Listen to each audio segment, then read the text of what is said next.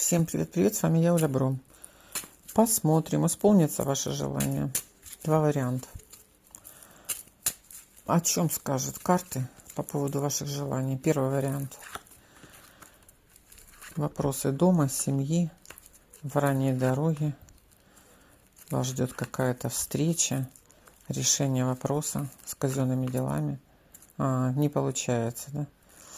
Так, первое желание. У вас есть задержка в решении вопроса. Касается домашних дел и членов семьи. Есть задержка. И все-таки, да, вы волнуетесь. Короче, я не вижу конкретного решения. Я вижу, что ваше волнение, да, мы закрываем надеждами. То есть появляется надежда. Исполнение в стадии надежды.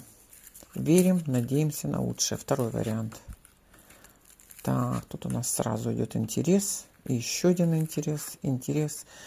А второй вариант. Нечаянным образом у вас решается ситуация. Деньги, документы, информация, близкие, родные. Нечаянным образом. Три десятки. И в помощь вам пиковый король. Какой-то госслужащий принимаете.